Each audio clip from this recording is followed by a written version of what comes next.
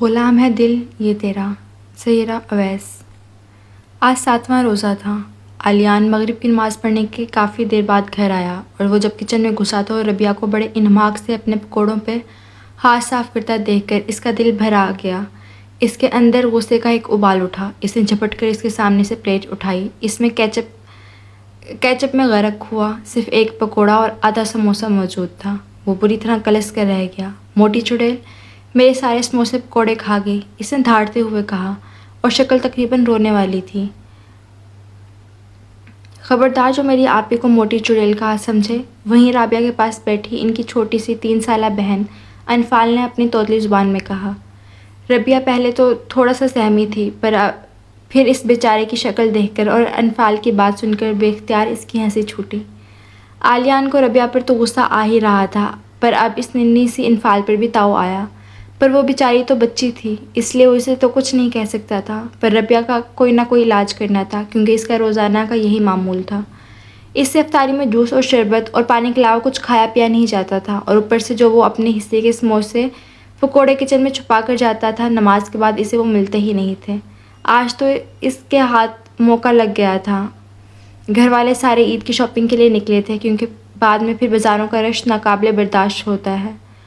اب گھر میں وہ تھا اور ربیہ تھی اور انفال تھی۔ مجھے نہیں پتا، مجھے ابھی کے ابھی نئے سموسے تل کے دو اور پکوڑے بھی بنا کر دو۔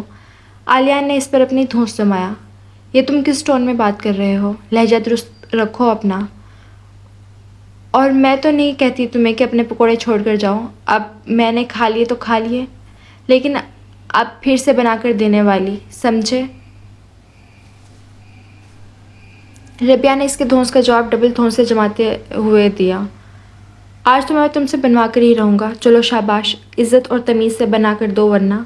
علیان نے تڑی لگا کر ربیہ کو سلگانے کی کوشش کی اور وہ سلگ بھی گئی۔ ورنہ کیا؟ ہاں، دھمکی دے رہے ہو مجھے؟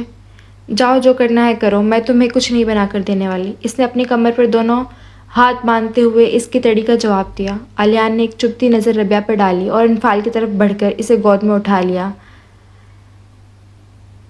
کسی پالی بچی کو آئس کریم کھانی ہے؟ علیان نے انفال کو لالچ دی۔ جی علیان بھائی، میں آئس کریم کھاؤں گی۔ انفال بھی مزے سے اس کے دام میں آ گئی۔ تو پھر آپ اس موٹی چڑیل سے کہو کہ علی بھیا کو سموسے بنا کر دیں۔ علیان نے مزے سے انفال کی آنکھ میں آئس کریم کی بڑھتی لالچ دے کر اپنے موقف پیش کیا۔ ربیہ کھڑی ان دونوں کے ڈائیلاگ بازی پر کان لگائے بڑی شدید گھوریوں سے دونوں کو نواز رہی تھی۔ ارے یہ کیا؟ انفال نے تو پارٹی ہی بدل لی تھی۔ اب تو اسے ربیہ کو موٹی چڑیل پکارنے پر بھی غصہ نہیں آیا، اور الٹا وہ معصوموں کی طرح آنکھیں پٹپٹاتے ہوئے ربیہ کو دیکھ رہی تھی کہ جیسے کہہ رہی ہو کہ سموسے بنائیں۔ اوئے لالچی عورت، بند کرو اپنے ڈرامے، میں نہیں کوئی پکوڑے بنا کر دینے والی۔ ربیہ نے انفال کی معصومیت کا بھی لحاظ نہیں کیا، الٹا اسے عورت ہی بنا ڈالا۔ ربیہ کا یہ کہنا تھا کہ انفال مچل کر علیان کی گود سے نکلی اور زمین پر لیٹ گئی۔ لمحے کی دیر کیے بغیر اس نے بھاں بھاں کر کے رونا شروع کر دیا۔ اب ربیہ کو پتا تھا کہ جب تک اس کی بات نہیں مانی جانی تب تک اس نے چپ نہیں ہونا۔ سو ناچار وہ فریج تک گئی اور سموسے نکالے، آئل گرم کرنے کے لیے چولہے پر رکھا اور بڑے زہر آلود انداز میں بار بار پیچھے چھوٹی سی ٹیبل پر بیٹھے علیان کو دیکھتی رہی۔ علیان وہاں انفال کے ساتھ کھیلنے میں بزی تھا اور گاہے بگاہے مسکراتے ہوئے ربیہ کی طرف دیکھ کر اسے مزید جلا دیتا، پر اس کی مسکراہٹ جلانے کے لیے نہیں تھی، وہ تو ایسی ہی ربیہ کا وجود ہمہ وقت اس کی مسکراہٹ کی وجہ بنا رہتا تھا۔ اس سے لڑائیاں اور پنگے اپنی جگہ اور محبت اپنی جگہ۔ اب یہ الگ بات ہے کہ علیان نے آج تک اس سے اپنی محبت ظاہر نہیں کی تھی۔ ربیہ نے سموسے بنا کر پٹخنے والے انداز میں سے سرو کیے اور تنتناتی ہوئی کچن سے باہر نکل گئی۔ رات کو جب ساری شاپنگ کر کے واپس لوٹے تو محمل اور اپنے اور ربیہ کے مشترکہ روم میں بیٹھی اسے اپنی شاپنگ دکھانے لگی۔ محمل ربیہ کی تایا کی بیٹی، علیان کی بہن اور اس کی سب سے اچھی سہیلی تھی۔ محمل اپنے بیڈ پر پھیلے شاپنگ بیگز ایک ایک کر کے کھول کر دکھا رہی تھی۔ یار یہ کیا؟ تم اتنا ہیوی ڈریس پہنو گی عید پر؟ یہ تو تقریباً ایک برائڈل ڈریس ہے۔ ربیہ نے جھپٹ کر محمل کے ہاتھ سے وہ سوٹ لے کر حیرانی سے پوچھا۔ ارے یہ میرا نہیں، میرے ہونے والی بھابھی کا ہے۔ علیان بھائی کا نکاح ہے نا عید پر، محمل نے مزہ لیتے ہوئے کہا، اور ربیہ پر بم پھوڑا۔ نکاح؟ کیسا نکاح؟ یہ کب طے ہوا؟ اور کسی نے مجھے کیوں نہیں بتایا؟ ربیہ کا تو میٹر ہی گھوم گیا تھا۔ مطلب اتنی بڑی بات اس کو پتہ ہی نہیں چلی. یار وہ کل جس وقت تم انفال کو بیٹھ کر سلا رہی تھی نا، تب گھر کے بڑوں نے طے کیا تھا. محمل نے ربیہ کے ریئیکشن کا کوئی اثر نہ لیتے ہوئے بڑے مزے سے کہا تھا. ربیہ مزید مشتعل ہو گئی. مطلب پورا ایک دن گزر گیا اور کسی نے بتایا تک نہیں؟ اور وہ لڑکی کون ہے جس سے تمہارے علیان بھائی کا نکاح ہو رہا ہے؟ اور یہ رشتہ دیکھنے کب گئے؟ مطلب اندر کھاتے سب کام کر لیے اور مجھے بے خبر رکھا. آخر کیوں؟ میں بھی جا کر سب سے پوچھتی ہوں. اور تم میرے اس سوال کا جواب تیار رکھو کہ اس سارے فضول شاپنگ میں میرا عید کا جوڑا کدھر ہے؟ کہا بھی تھا کہ میرے لیے کوئی اچھا سا سوٹ لے کر آنا. تم سارے کے سارے ہی ایک جیسے ہو، مطلب میری کوئی امپورٹنس ہی نہیں ہے. تم رکو یہیں، میں سب کی خبر لے کر آتی ہوں اور آ کر تمہارا حساب کتاب کروں گی. ربیہ کی دماغ کی رگیں سختی سے تن چکی تھی. ایک تو پہلے ہی علیان کے سموسوں والی فرمائشی پروگرام نے اس کا دماغ الٹا دیا تھا، اور اوپر سے اس قدر غیر ضروری ہونے کا احساس. وہ اپنے غصے پر حق بجا تھی، اور ایسے ہی غصہ ناک پر دھرتے لاؤنج تک گئی جہاں اس کے امی، ابو اور تائی امی تینوں بیٹھے چائے پی رہے تھے. ظاہر ہے اتنی دیر شاپنگ کرنے کے بعد انہیں تھکن ہو گئی تھی، اور تھکن بھگانے کا چائے سے زیادہ پاورفل ٹونک ابھی تک پاکستان نے دریافت نہیں کیا. خیر وہ دونوں ہاتھ کمر پر رکھے کڑی تیوریوں سے ان تینوں کو گھور رہی تھی. کیا ہوا بیٹا، ایسے کیوں گھور رہی ہو؟ کوئی بات کہی ہے کیا کسی نے؟ اس کی امی نے بڑے پیار سے پوچھا. اتنے میں پتہ نہیں کہاں سے علیان بھی وہاں نمودار ہوا اور دھپ سے اپنی امی کے پاس صوفے پر بیٹھا. ہوش کہیں کا. ربیہ کھا جانے والے لفظوں سے اسے دیکھتی بڑبڑائی اور پھر اپنی امی کی بات کا جواب دینے کے لیے زبان تیار کی. کہنے سننے کو بچا ہی کیا ہے؟ آپ لوگ یہ بتائیں کہ میں سوتیلی ہوں، اس گھر میں میری کوئی اہمیت نہیں؟ رابعہ کا غم و غصہ عروج پر تھا. کیوں بیٹا، کیا ہوا؟ تم سے کسی نے کچھ کہا ہے؟ تم تو میری پیاری بیٹی ہو، ادھر آؤ میرے پاس بیٹھو. اس بار جواب تائی امی کی طرف سے آیا تھا. رہنے دے تائی امی، آپ نے بھی غیروں والا سلوک کیا ہے.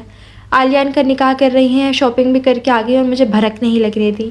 نہیں مجھے بتائیں کہ اگر بتا دیتی تو کیا چلا جاتا آپ لوگوں کا؟ میں نے کوئی اس نمونے کی دلہن پہ جادو ٹونا کرانا تھا کیا؟ بتائیں کیوں چھپایا مجھ سے یہ؟ ربیہ کی زبان رکنے کا نام ہی نہیں لے رہی تھی. اس نے اپنے بابا آفتاب صاحب کے بولنے پر اپنی زبان کو لگام دی. بس بیٹا خاموش ہو جائیں، بدتمیزی کر رہی ہیں اب آپ. یہ بات آرام سے بھی کی جا سکتی ہے، آئندہ کبھی آپ کو اس لہجے میں بات کرتا نہ سنوں. وہ یہ کہہ کر وہاں سے اٹھ کر چلے گئے، اور وہاں علیان کا اس کی شکل دیکھ کر کہکا چھوٹا. ربیہ کی امی سے کڑے تیوروں سے گھور رہی تھی، اور ان کا دل کیا کہ یہیں چپل اتار کر اپنی اس نکمے بیٹی کی دھلائی کرتے ہیں. پر اس وقت انہوں نے اپنے اس خواہش کا گلا گھونٹا اور ربیہ کا جواب دیے بغیر وہاں سے رفو چکر ہو گئی.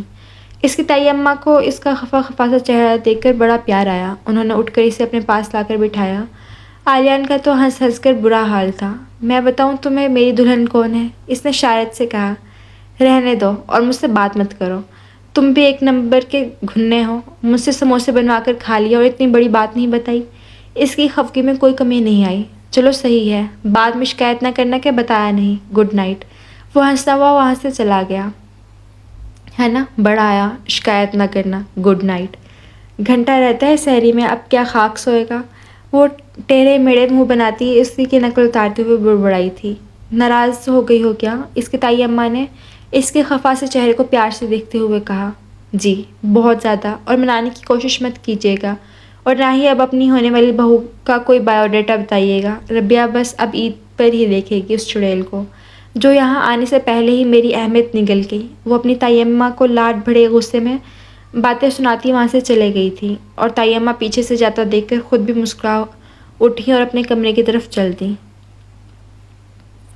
ربیہ نے سب کا شدید بائیکاٹ کر رکھا تھا. اس نے ایک آدھ دفعہ منع کر دیا تھا کہ آگے سے کسی نے اسے دلہن کے متعلق بتانے کی کوشش بھی نہیں کی. اس بات پر اسے اور بھی تپ چڑھ گئی تھی.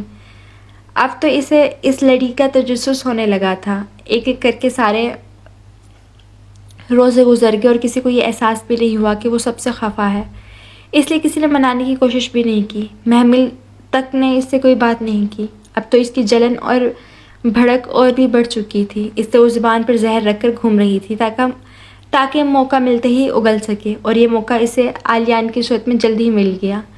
ربیہ لان میں چہل قدمی کی غرض سے آئی تھی. وہاں علیان پہلے سے ہی موجود تھا اور لان میں رکھے جھولے پر بیٹھا آنکھیں بند کیے گنگنا رہا تھا. ربیہ نے وہاں جلوہ گر ہوتے ہی زوردار تالیاں بجا کر آلیان کے سروں میں خلل پیدا کیا۔ اس نے ایک دم چونک کر آنکھیں کھولیں اور اس کی طرف دیکھا۔ واہ، آج محترمہ یہاں کا راستہ کیسے بھٹک گئی؟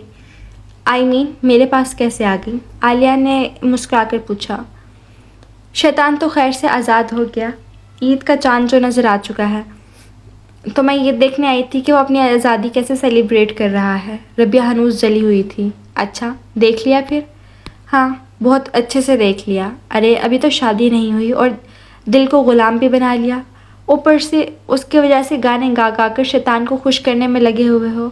نہ جانے کیا آفت ہوگی وہ لڑکی، توبہ۔ ربیہ کی جلن دیکھنے لائق تھی۔ آلیان کو اس کے انداز پر بری طرح ہنسی آئی۔ آفت تو ہے وہ، لیکن یقین کرو میں اس کے متعلق تمہیں کچھ نہیں بتانے والا۔ مجھے پتا ہے تم اسی چکر میں یہاں آئی ہو۔ ویسے ایک بات بتاؤں، تمہیں اس سے جیلسی ہو رہی ہے؟ چلو رہنے دو، ابھی نہ بتاؤ۔ اسے دیکھ کر پھر سچے سچے بتانا، بس کل تک کا ویٹ کرو۔ اللہ حافظ، اب کل ملاقات ہوگی۔ آلیان زبان کا گھوڑا دوڑا کر ربیہ کی سنے بغیر وہاں سے رفو چکر ہو چکا تھا اور وہ وہاں پیچھے ہاتھ ملتی رہ گئی۔ صبح صبح سب کی عید کی تیاری میں مصروف تھے اور بہت ایکسائٹیڈ بھی تھے۔ ایک ربیہ ہی تھی جس نے منہ پر نحوست طاری کی ہوئی تھی۔ اس کا دل ہی نہیں لگ رہا تھا۔ وہ بے دلی سے تیار شیار ہو کر واش روم سے باہر نکلی تو محمل باہر کھڑی مسکراتے ہوئے اسے دیکھ رہی تھی۔ ارے یہ کیا پہن کر آ گئی؟ تمہارا عید کا ڈریس یہ تھوڑی ہے۔ ایک سیکنڈ میں لا کر دیتی ہوں، تمہارا آج کا اسپیشل جوڑا ہے، محمل آنکھ مار کر کہتی باہر چلے گئی، جبکہ ربیہ ناسمجھی سے وہیں کھڑی اس کی بات کا سر پیر تلاش کر رہی تھی۔ اتنے میں محمل دوبارہ کمرے میں داخل ہوئی اور اس کے ہاتھ میں وہی جوڑا دیکھا۔ اب اسے کچھ بات سمجھ آنے لگی تھی۔ ہاں تمہارا ہی ہے، حیران کیوں ہو رہی ہو؟ چلو چینج کر کے آؤ، سب مرد حضرات نماز پڑھ کر آنے والے ہوں گے، تم تیار رہو، کیونکہ آج اللہ کے فضل و کرم سے تمہارے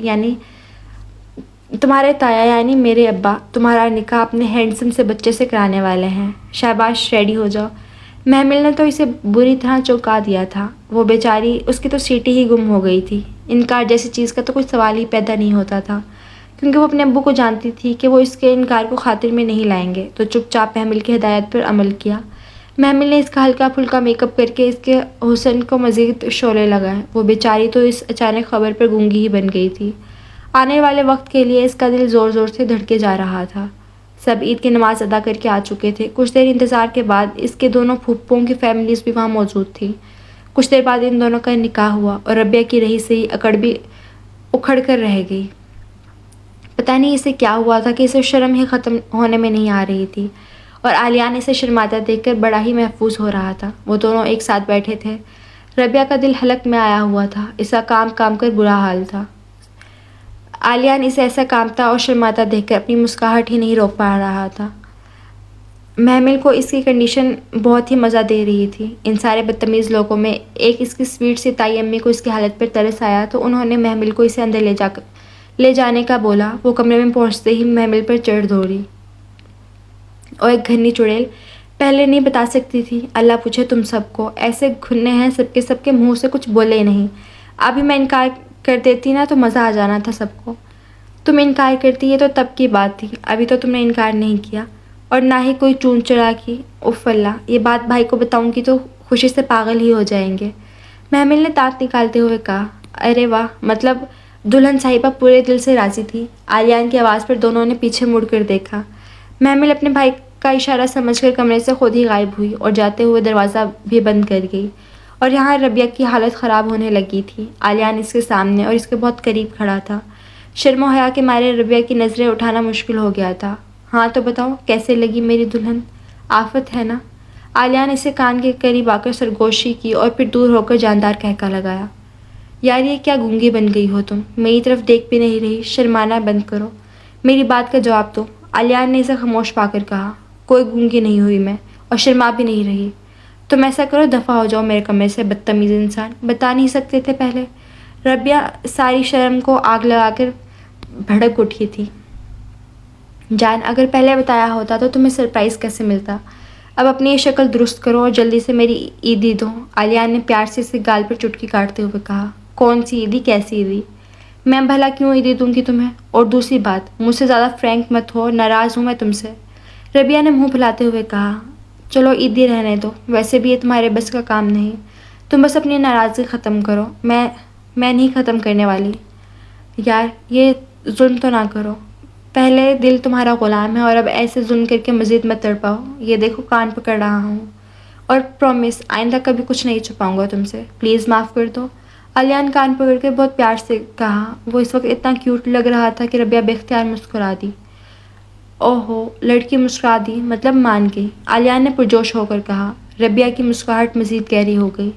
اس نے آگے بڑھ کر اس کے بال بگاڑے اور اسے اسٹوپڈ کہتی وہاں سے بھاگ گئی. علیہ نے دل پر ہاتھ رکھ کر اسے محبت سے جاتے ہوئے دیکھا اور دل میں اللہ سے ہمیشہ اس چلبلی کو خوش رکھنے کی دعا مانگی.